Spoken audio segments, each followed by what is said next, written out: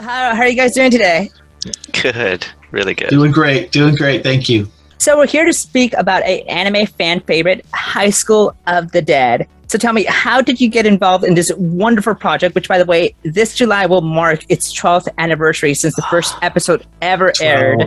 Jesus. Yes, 12th anniversary. Wow. That's so crazy to think about. But yeah. You're old. I mean, we're old. It's been a minute. Right. So what's interesting about this is I don't even remember if I auditioned for this role or this show.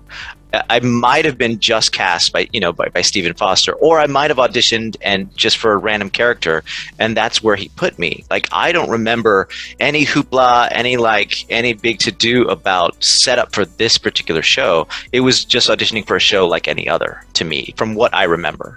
I don't remember auditioning either. I think Stephen just picked us both, to be honest.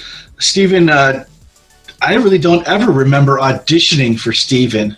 I don't even know how I fell upon his radar, because I was originally hired by Matt Greenfield. I think it was Chris Ayers that got me involved with Stephen, because I did a part once for Chris Ayers that he used to use in his auditions as an example of going over the top. I think it was a death scene that I did once, and I was screaming and dying in pain. I don't know if many people know this, but I've come to be known for extreme pain noises, specifically getting kicked in the balls. I do that a lot. Awesome. That's great stuff. That's hilarious. So what did you guys think of, obviously when you went into the booth, you had to read at least some of your background history on the character, or at the very least some of the story. What did you initially think about the story? Oh man, as soon as I read this story, I was hooked. I was like at the time, especially, it was zombies and action and the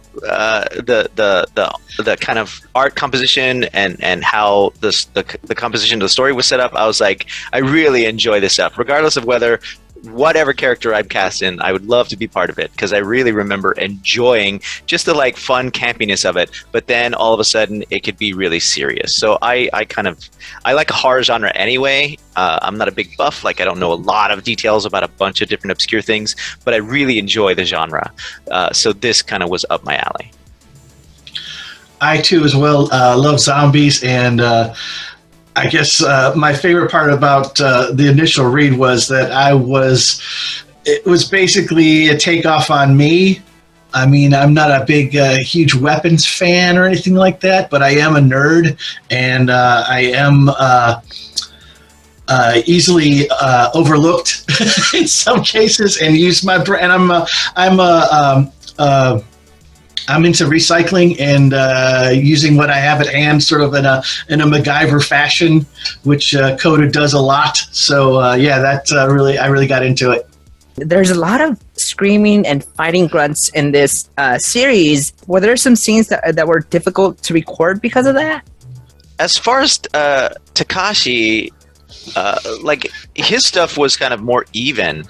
He would get extreme and angry, especially at the beginning when he was kind of freaked out of everything, and then sometimes when he was fighting. But his line load wasn't as screamy as a lot of the other characters. I don't know why, it wasn't set up that way. So I don't remember stressing very much at all about trying to make any of those noises. There's a lot of fight stuff, and there was a lot of efforts and things like that, and it was super fun to do, but it wasn't as taxing and extreme as other characters, especially other actors that were doing zombies and some of the other kind of fighty things. I don't remember it being very stressful at all. Yeah, same here. Kōta was pretty cool, calm, and collected. I mean, yeah, there was the most screaming he did was gleeful stuff, or how should I put this? Sexual arousal. So yeah, there wasn't. I mean, I find there have been some roles in the past, but not this one in particular, not this show in particular. I sometimes put myself in a corner when it comes to voices, and I pick something that's really gravelly or really loud, and sometimes that's burned me in the past. What was your most intense scene in the series to record, whether it was because it was in itself the plot was intense, or was there something in the recording that made it tense for you? Right. So I remember there's two things that stick out to me whenever I get asked this question. One is that iconic gun scene with Rei and Takashi where, like, everything gets wrapped around her and the gun fires in like slow-mo and everything, you see everything moving. Like, that is a hilarious scene that I really remember, like, in the booth, like, what? Like, oh, this is what this story is about, right? To talk about fan service or whatever, it's like, this is the genre of this show. And it wasn't until, like, the middle of the series, which is really fun. So that was super fun to do. And then there's another scene later in the season where he finds this dog, right? This cute little puppy. And at one point he has to, like, Takashi has to walk this like tightrope, this cable in between houses.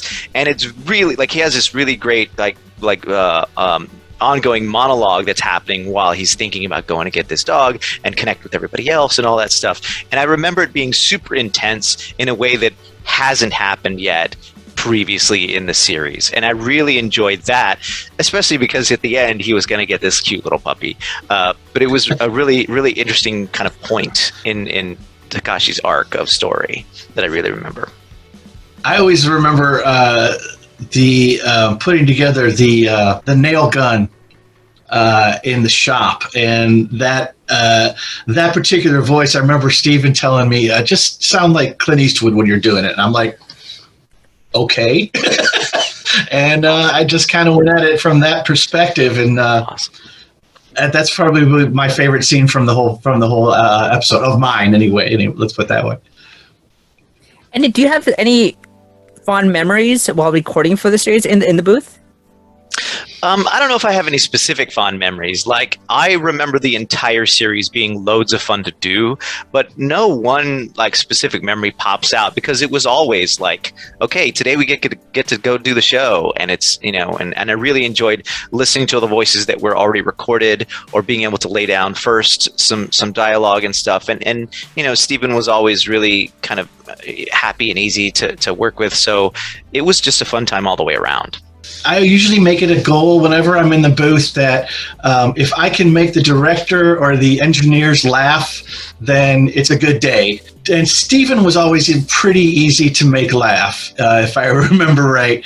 In fact, I have a picture. I don't know if I can download it to you, but I think it was from that show that he actually made. I was complaining one day about how I never get asked to like conventions and stuff like that. In fact, the one that Leraldo and I were at was probably the first one I was at, and I was shocked actually to find out that these had such a following.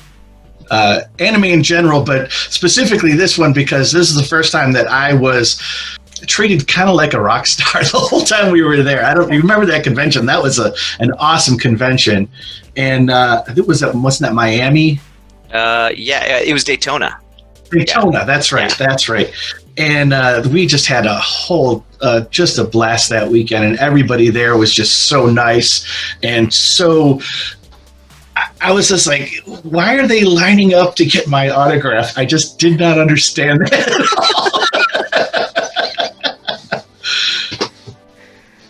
Correct me if I'm wrong. This is the convention where most of the cast was there, right? With Hannah yes. and Maggie. Yeah. Yes. Right? Yes. Mm-hmm. What was fun about voicing your characters? Well, kind of everything was fun about it. What was really easy and great was that, the voice set of this character, was kind of just a little difference of mind. So it was really easy to do. And then when you explored the story and went into this absurd reality of zombies and all that jazz, and the fan service that it played, it was fun creating that world that was so ridiculous but also super serious to the characters. That was always kind of a fun balance to how campy are we supposed to go, or how serious are we supposed to play it, or whatever. So that exploration was always really fun and challenging. He took my answer. It was very close to me. Even it looks like me to a degree, especially since I wear glasses now. I don't think I was at the time, but now that I wear glasses, they actually look like his glasses. Speaking of fan service, I know this is like the fourth time you mentioned fan service. What are your opinions on that? Well, at first, like I knew that there were different genres out there and all that jazz. But seeing this particular, or being part of this particular series, I didn't understand what fan service was until I was in this show, right? Because before I'd done a couple different shows that I was like, okay, this is what anime is, right? That's what that is. But then all of a sudden this show happened and it's like, oh, there's a whole different style to it. There's a whole different, like, drawn in particular ways. The sequencing goes in particular ways. And then responses from fans also was way more impactful in this show than any that I had countered at that point, right? So all of that kind of came together in this show. And I was like, oh, this was way bigger than I thought. And it was drawn in a way that I didn't even know was out there. So it was fun to kind of, in steps, kind of build that understanding of what it actually was. And it was really funny. It was really fun and funny to do. I still don't know what fan service is exactly. Can someone explain it to me really quickly? Is it just that they rewrite the scripts in the styles of the characters, or is it just the whole cosplay in general that refers to fan service? Leraldo, want to elaborate? Go ahead. Well, you're a fan, right? It's neither, actually. Fan service refers to the genre of animation, or type of animation that it is. In this case, it's a lot of overly sexualized of the characters, specifically the female characters. That's what fan service is. You know that? Okay. Yeah, right. Because the genre was, theoretically a bunch of teenage dudes or young adults or whatever, nerds. It was drawn and written in a way that would cater to their kind of desires or interests at that particular age and time. Right, so all the girls are super curvy, and everything has its own motion to it, like the way it's drawn. Isn't that every anime? I mean, a lot of it is anime. Like this particular one, and there's a few others out there, but this particular one, like, specifically played up to a lot of that action. Right. Yeah, there are others that are subtle. This one was like, yeah, we're not going to be subtle about it. It's all in it's more like softcore porn version of anime rather than hentai. Yeah. That's one way. Okay. Yeah. Now I get it. And just an insight, so this is a question about your experience working with Stephen Foster. Actually, what kind of vocal direction did Stephen Foster gave you for your characters? So working with Steven was really easy. He kind of was just like, do what you do. We would just start recording. He'd give a little context, and then we'd just go. And if there were some things that needed a little bit more specific attention, like get a little more quiet here, be a little bit more serious, or this is what's happening in the scene, kind of show the love or whatever. Like, he would give small things like that to me, but I don't remember like this huge like conversation about, what we needed to accomplish in the booth. It was just like, okay, here we are at work and we all know what we're doing, and we just go with like fun conversation along the way. So that kind of was influencing everything, rather than like, as a more specific director that was like very serious. This was always like pretty easy going and kind of easy to kind of interact with. Yeah, same here. He just, like I said, as long as I could make him laugh, I knew I was in. So, if he had specific things he wanted me to try again, I would just take a second stab at it. And it was usually in the ballpark. It wasn't usually anything that was way out of proportion, if I remember right. As long as he gave that Clint Eastwood click in there. Right. Yeah, exactly. Did you guys ever get to voice any other characters in this series? Nope. Yeah, I think since the vocal profile was so distinct, So like it was always associated with the character that we were cast as, or at least that I was cast as. I never needed to, I never was asked to play any other character or even any of the zombies or anything. Like, I don't think I remember doing that either for that. Usually I'll go in, and if I have like a part, I don't do a lot of big parts. This is one of the few that I have on my resume, but usually I'll go in, I'll do a bit part, and then I'll do like 3 other small little bit parts, or I'll do some walla, or I'll do a couple screams, or, you know, in the case of like fighting or war, I'll die a couple times, you know. Did anyone know, by any chance, the little small dog in the show, the little puppy that Takashi gets, was that voiced by somebody? Because it sounds like a human voice doing the barking noises. Yes, but I don't remember who it was. It was somebody, but I don't remember who like put that voice in there. I know I've done dogs in the past, but I don't think I did that one. Ever since the death of the series creator Daisuke Sato, the series has stopped production. However, if the series were to come back, would you guys rephrase your roles? Oh man, absolutely. This is one of the most impactful shows and fun shows that I've ever been associated with. And as far as like messages and stuff, even to, you know, on all my social media, like this series is the one that I've gotten the most questions about, especially if there's ever going to be another season, right? Because there was that small kind of OVA called Drifters of the Dead that happened to have been, you know, written before everything stopped. But I still get questions about if there's going to be a season or whatever. So I would absolutely love to do the show again. I would love to do it. Whether or not they'd ask me, I have no idea, though. Yeah. If there was a zombie apocalypse tomorrow, what weapons and or gear would you guys use? Oh man, let's see. So you know, logistically, you would just have to have a gun of some kind. So, you know, I would get a kind of a Glock or something like that. But then also, there's a type of knife. It's kind of like boomerang shaped, called a kukri, right? It's South Asian or Eastern Asian, and it's kind of like a machete, but it's also kind of like a utility knife called a kukri knife. So I would have the like pair of gun and that knife. The only gun I own right now is a Beretta 22, which probably wouldn't do much, but I am a carpenter, so I have a variety of nail guns in my shop that I could definitely rig up. Nice. How appropriate. This is a question more towards Leraldo here.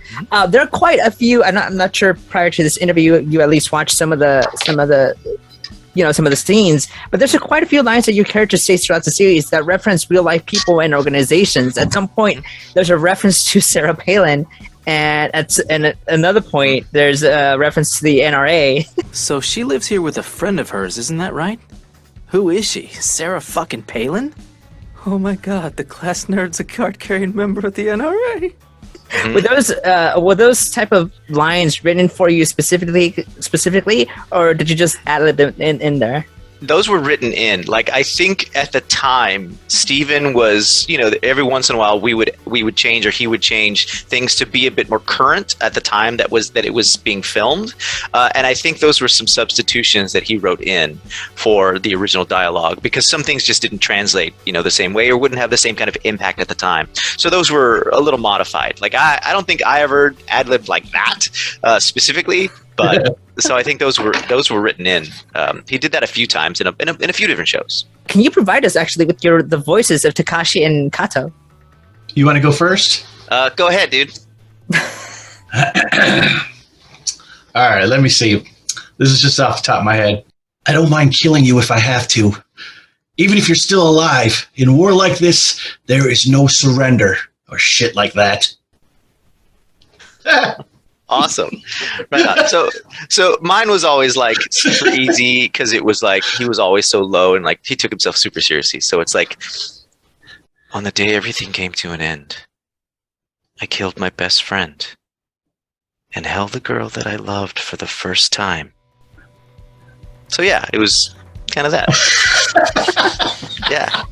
The show opened with that was the weirdest. That was the weirdest time I've ever done this on these things. Right? Yeah. That was odd. Yeah, the show, like that was the show stinger, like the teaser commercial. Right. Yeah. I remember that.